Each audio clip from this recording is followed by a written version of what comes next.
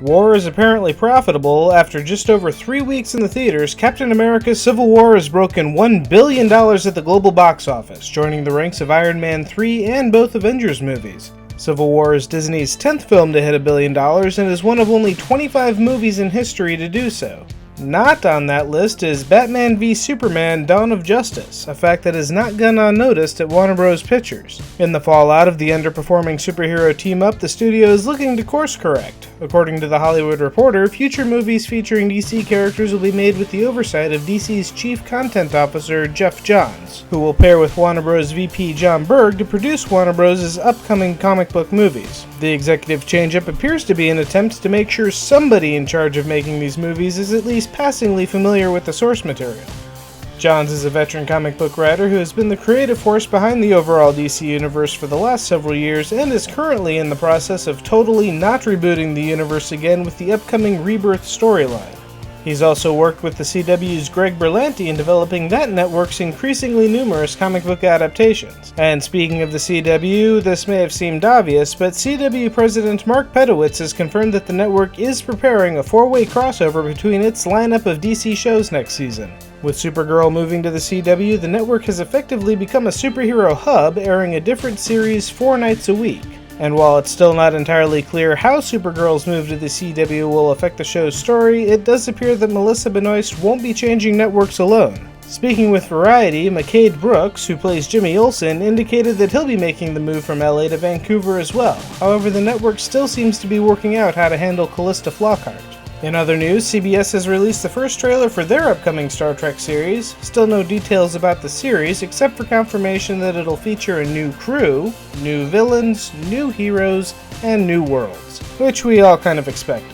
But that's hardly the biggest Star Trek news of the week. It seems that Paramount Pictures may be dropping their lawsuit against Axanar Productions for their unlicensed Star Trek fan film. Star Trek Axanar is the brainchild of Alec Peters, who raised $100,000 on Kickstarter to fund the fan film Prelude to Axanar.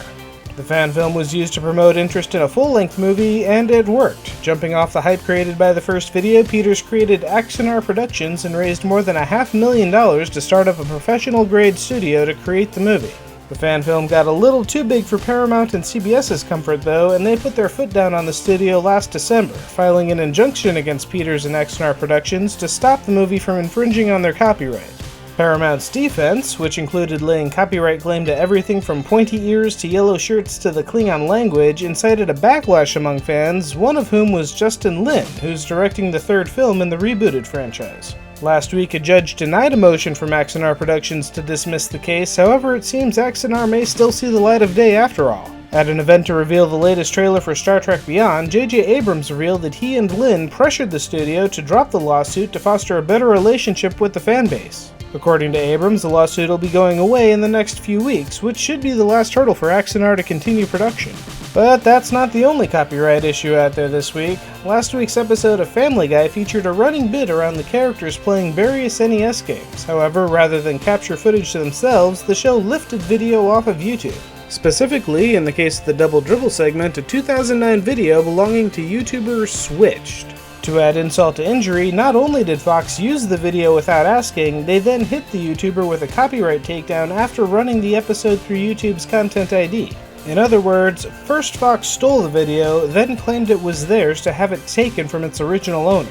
After a few days of pitchforks and torches, the video was eventually restored, but we're still not done with copyright this week. Minecraft developer 4J Studios and Nintendo have very different philosophies about YouTube, so when they teamed up to release a Super Mario Minecraft DLC for the Wii U, 4J Studios was apparently assured that Nintendo would be hands-off, an assurance that was passed on to the rest of the Minecraft fanbase. Unfortunately, it seems that nobody bothered to tell that to the Content ID system, which has been issuing copyright claims against the Minecraft videos that feature Nintendo's sound assets. 4J Studios has been in touch with Nintendo and says they will investigate and resolve the situation. Moving on to upcoming releases, out in theaters this week is XMen Apocalypse. The third movie since the franchise's soft reboot with First Class, the 80s-themed X-Men have to deal with Apocalypse, the Four Horsemen, and the fact that this is the last movie that Jennifer Lawrence, Michael Fassbender, and James McAvoy are contracted for.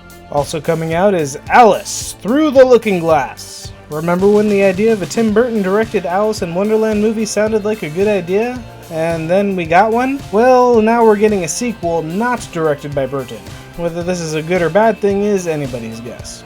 Over on television, AMC's Preacher starts up tonight. Based on the Garth Ennis comic, Preacher follows the story of a man of God who is a little rough around the edges. Moving over to video games, out this week on PC is Teenage Mutant Ninja Turtles Mutants in Manhattan. The heroes in a half shell are a natural fit for Platinum Games, and while it's almost a crime that this game doesn't feature couch co-op, hopefully the online co-op is a satisfactory experience.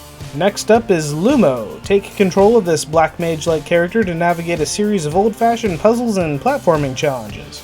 Speaking of platforming, there's Dungeon Escape. Do you like Super Meat Boy? Because this looks a whole lot like it.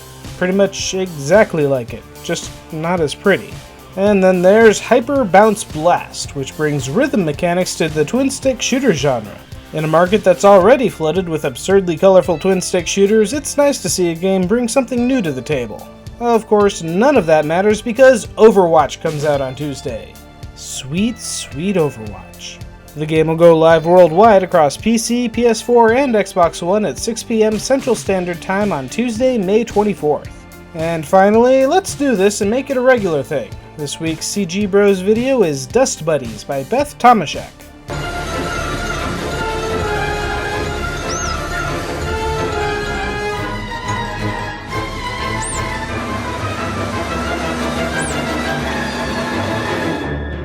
Which brings us to this week's awesome video where Noggin runs the numbers to see exactly what would happen if you took a hit from One Man Punch's Saitama. What would happen if he punched you in the face with a serious punch at all of his might? Well, you would die. Obviously. That's everything for this week, so what do you think about YouTube's copyright ID system? Let me know in the comments below. Be sure to like and subscribe, pass this video around to your friends, and have a great week.